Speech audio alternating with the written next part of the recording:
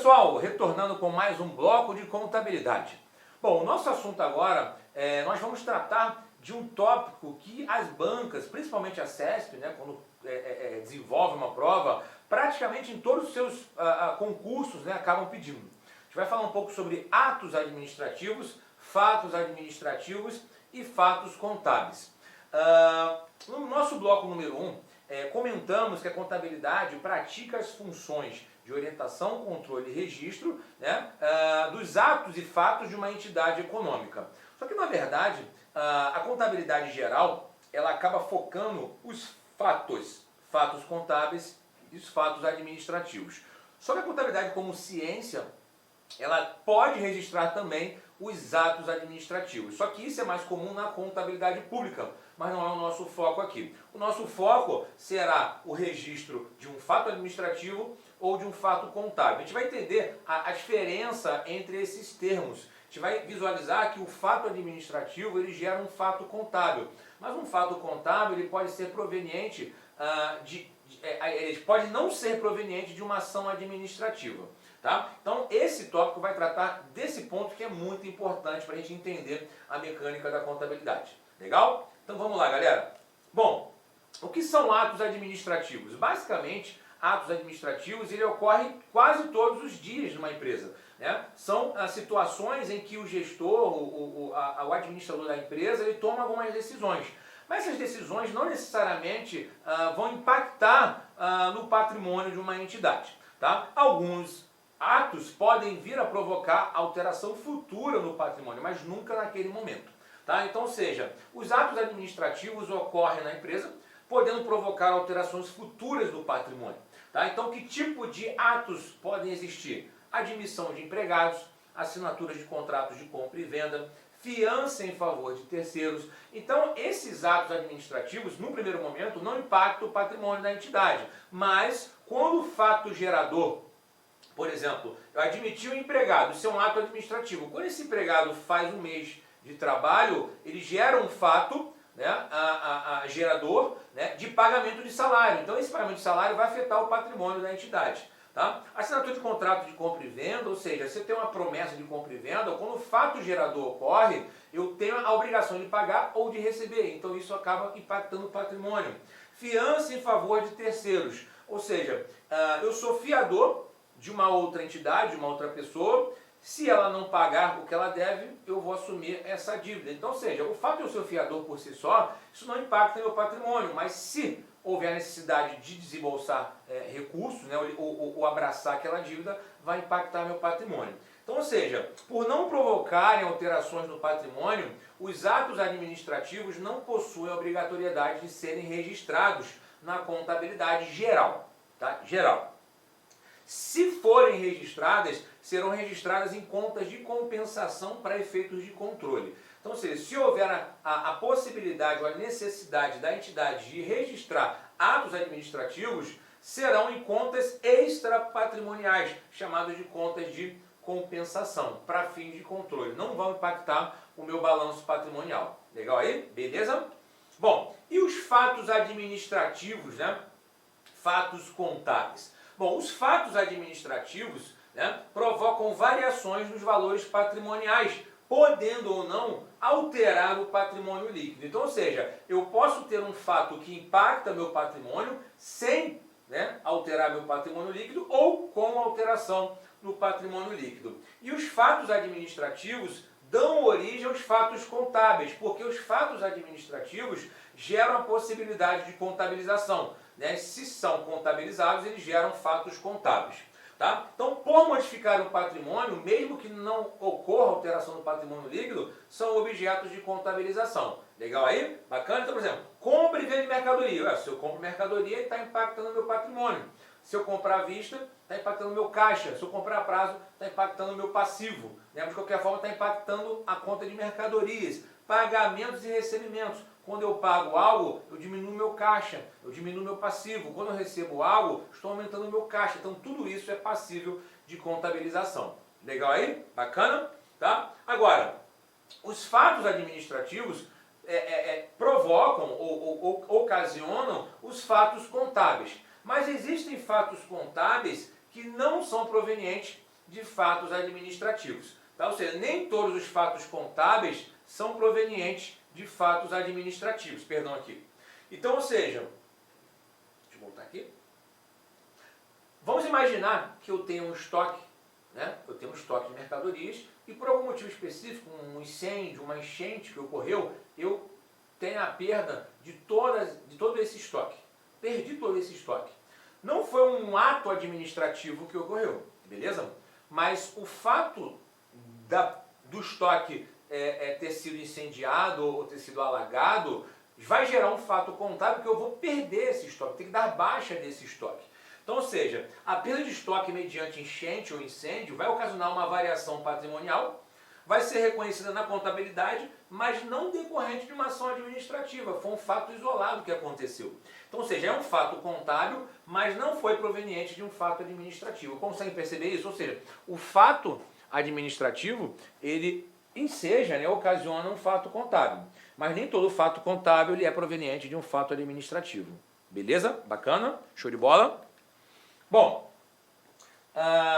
aí eu tenho uma aberração aqui para mostrar para vocês, né?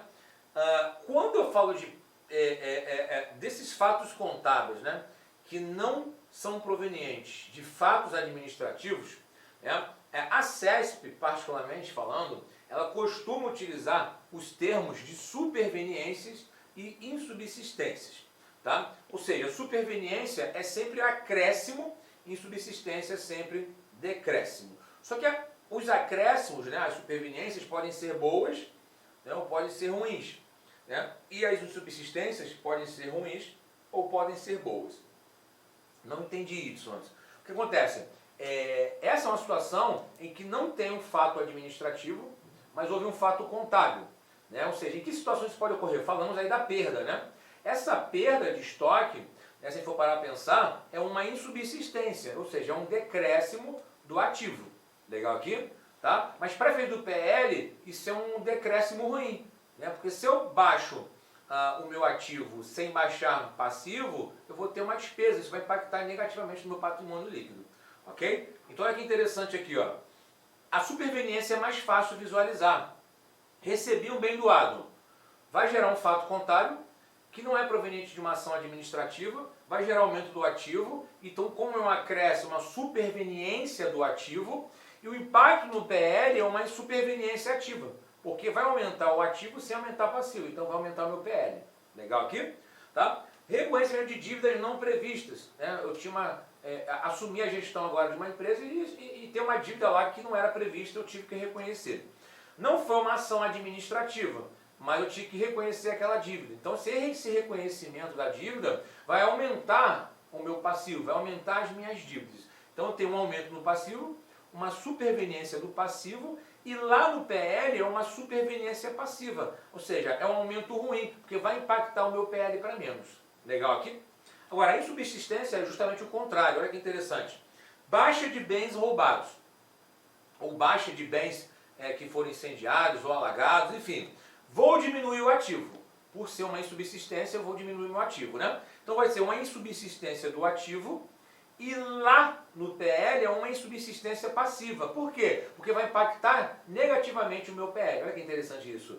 Eu estou falando de um decréscimo do ativo que vai gerar o quê? Uma insubsistência passiva lá no PL. E o cancelamento de dívidas. Vamos imaginar que eu tinha uma dívida e fui perdoado. A dívida foi perdoada. Né? Então, ou seja, eu vou ter uma redução de passivo sem uma ação administrativa. Né? Ou seja, então eu tenho uma insubsistência do passivo, mas essa insubsistência do passivo é boa para mim, porque eu vou deixar de pagar aquele passivo. Então, para fim do PL, é uma insubsistência ativa. Ok para vocês? Então, a CESP, de vez em quando, gosta de trabalhar com esses termos, mas na prática, né, no dia a dia, esses termos não são usuais. Beleza? Bom, e os fatos contábeis? Os fatos contábeis são divididos em fatos permutativos, fatos modificativos ou fatos mistos, né, ou compostos. Esses fatos vão alterar o patrimônio da entidade, podendo ou não alterar o patrimônio líquido. Legal aí? Bacana? Tá? Então, fatos permutativos. Fatos permutativos, lembre-se que permuta é troca. Né? Então, quando eu falo de fato permutativo, eu estou falando de uma troca. Tá? Ou seja, quando eu falo de troca, é uma troca entre elementos do próprio ativo, se for o caso, entre elementos de itens do próprio passivo, ou entre elementos de ativo e passivo simultaneamente, né, que não provocam alteração onde? No patrimônio líquido. Ou seja, o fato permutativo não provoca alteração no patrimônio líquido. Altera a composição qualitativa do patrimônio sem alterar o patrimônio líquido. Inclusive, podem ocorrer até mesmo trocas, né, entre elementos do próprio patrimônio líquido, sem alterar o montante do patrimônio líquido. A gente vai mostrar esses exemplos daqui a pouquinho. Beleza? Bom, fatos modificativos, o próprio nome diz, né? Ele modifica o patrimônio, mas ele modifica também o patrimônio líquido. Então, ou seja, altera a composição do patrimônio, modificando para mais ou para menos a situação líquida da empresa. Então, ou seja, fato modificativo aumentativo aumenta o meu PL. Fato modificativo diminutivo diminui o meu PL. Legal? E para a banca CESP, né? Por que eu falo tanto da CESP? Porque na verdade a CESP tem umas normas próprias, né? Então, assim, a gente fica meio preocupado, né? Porque eles têm umas coisas que são só deles aqui, né? Então, a gente já tem esse know-how aqui, a gente já consegue visualizar isso. Então, para a CESP, os fatos modificativos devem conter obrigatoriamente uma conta de resultado, que eu praticamente não concordo, tá? Porque existem situações que eu posso modificar meu patrimônio líquido sem ocorrer, né, sem a incidência de conta de resultado. Tá? Por exemplo, ações de tesouraria, eu vou falar sobre isso mais à frente. Né? Emissão, conversão de dívidas em ações. Então, tudo isso impacta o PL e não necessariamente vai ter uma conta de resultado aqui. Tá? Agora, para a CESP, para ser modificativo, eu preciso ter uma conta de receita ou conta de despesa aqui. Beleza? Também vou mostrar exemplos daqui a pouquinho. E os fatos mistos ou compostos, que muitas pessoas acabam confundindo, né, o fato misto com o fato modificativo, eles simultaneamente contêm um fato permutativo e também um fato modificativo, simultaneamente. Por isso que é chamado de fato misto. Tá? Então, ou seja, eu tenho uma alteração no PL, seja para mais ou para menos, mas por conta de um fato permutativo. Só que esse fato permutativo gera um ganho ou uma perda. Então, por isso, eu tenho esse PL aumentando ou diminuindo. Então, a gente vai mostrar daqui a pouco também para vocês alguns exemplos. Legal aqui? Bacana? Então, seguindo o fluxo aqui, ó. Quando eu falo de alterar o PL para mais ou para menos, é porque a empresa dá lucro ou prejuízo. Não é isso? Então, ou seja, na apuração do resultado da empresa, existem os seguintes cenários. Receita maiores que as despesas, vai ser lucro. Receitas menores que as despesas, eu tenho prejuízo. Né? Receitas iguais a despesas, resultado nulo. Tá? Receitas e despesas são contas de resultado. Tá? A gente vai falar sobre elas daqui a pouquinho, em outro bloco, que afetam o patrimônio para mais ou para menos. Então, a gente vai ver isso com mais detalhes adiante. Tá? E o lucro ou prejuízo vai fazer parte do patrimônio líquido, ou seja, eu apuro o lucro ou prejuízo através das contas de resultado, a gente vai falar sobre isso mais à frente, e esse lucro ou prejuízo vai pertencer ao balanço patrimonial, vai pertencer ao patrimônio líquido da entidade. Legal? Então vamos lá dar os exemplos, que vai ficar agora mais bacana aqui, mais interessante. Exemplo de fato permutativo entre contas do próprio ativo. Né? Vamos imaginar a seguinte situação do patrimônio. Inicio o meu período com um capital social de R$5.000 investidos no caixa de R$5.000. Então, origem versus aplicação de recursos. Beleza, situação inicial de um patrimônio. Adquirir à vista mercadoria, né, por R$500. Então aquele caixa que era de 5.000 vai diminuir em 500, passa a ser 4.500. E aquele estoque que eu não tinha nada, aumenta em 500. Minha pergunta é, houve alteração no ativo? Não, continua sendo de 5.000. Houve alteração no passivo? Nada mexe no passivo. PL continua o mesmo, então isso é um fato permutativo. Ou seja, eu só troquei uma conta de ativo por outra de ativo. Diminuí em 500 a conta caixa e aumentei em 500 minha conta estoque. Então essa troca não gera impacto no patrimônio líquido, altera qualitativamente o meu patrimônio sem alterar o patrimônio líquido. Então estamos diante de um fato permutativo. Legal aí? Bacana? Fato permutativo entre contas do próprio passivo. Essa aqui vocês podem ter um pouquinho de dúvida no início aqui, mas eu vou explicar isso com mais detalhes lá no balanço patrimonial. Então vamos imaginar que eu tenho uma situação, que eu tenho aqui um patrimônio de capital social de R$5.000 e um passivo de R$5.000. R$10.000 aqui no passivo e R$10.000 aqui no caixa. Legal? Bom, então, essa é a situação inicial. Reparem que no passivo aqui eu tenho contas a pagar de longo prazo e contas a pagar de curto prazo. Vocês vão ver com o passar do tempo que a questão do curto prazo e longo prazo, ela é definida em relação ou ao ciclo operacional da empresa ou em relação ao exercício social. Ou seja, se eu tenho uma dívida, por exemplo, que vai vencer até o exercício social seguinte, ela é considerada curto prazo na contabilidade ou circulante. Se eu ultrapassar esse período, ela é considerada longo prazo na contabilidade. Entretanto, com o passar dos exercícios, o que era longo prazo vai ser curto prazo, né? Ou seja, se eu analiso o longo prazo pelo exercício, né, supondo que eu esteja aqui falando de 2021, até o final de 2022 é curto prazo. A partir de 2023 seria longo prazo. Mas quando virar o ano, né, quando eu me refiro a 2022, 2023 passa a ser curto prazo. Então vai haver uma transferência do longo prazo para o curto prazo. É o que vai acontecer agora aqui, ó. Devido ao término desse social, as dívidas de longo prazo se tornaram vencíveis no curto prazo. Ou seja, eu estou migrando do longo prazo para o curto prazo. Minha pergunta é, aumentei o meu passivo total? Não, eu só transferi o que era longo prazo para curto prazo. Bem bacana aqui? Então, permuta entre elementos do passivo. Não mexi no ativo, tampouco no patrimônio líquido. Também estamos diante de um fato permutativo aqui. Legal? Bacana? Outro fato permutativo, entre contas de ativos e passivos. Aqui pode gerar um pouquinho de dúvida, tá? Mas vamos lá. Vamos imaginar que eu tenha um patrimônio líquido de R$5.000 investido, R$4.500 no caixa e R$500 no estoque. 5.000 de um lado, 5.000 de outro. A empresa obteve empréstimo bancário de R$2.000. Se ela obteve empréstimo bancário de R$2.000, vai entrar dinheiro na conta banco, R$2.000, e, por consequência, vai gerar um passivo também de R$2.000. Então, olha que interessante. O meu ativo aumentou, né? Aumentou. Em quanto? Em 2. E o meu passivo aumentou, né? Também. Em quanto? Em 2.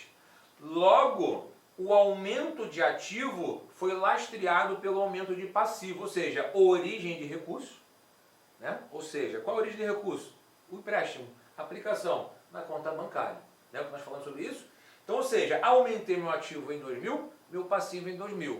PL continua o quê? Intacto. Então, repare que eu aumentei meu ativo, aumentei meu passivo, sem alterar o patrimônio líquido. Também estamos... Olá, meus amigos, minhas amigas, eu sou o professor Lac. Inicialmente gostaria de pedir licença para vocês que estão estudando nos nossos vídeos do YouTube, mas esse vídeo é um vídeo demonstrativo, para você conhecer a potencialidade dos nossos professores e do nosso curso. Gente, aqui na Lá Concursos, nós estamos fazendo uma super preparação para fiscal de tributos do estado de Mato Grosso. Lembrando, claro, que a Lá Concursos é a escola mais tradicional, que mais aprova, que tem mais qualidade em concursos públicos no estado de Mato Grosso. Então, nós fizemos uma super preparação, nós já estamos aqui na turma 6, tá? Na turma 6 de fiscal de tributos, né?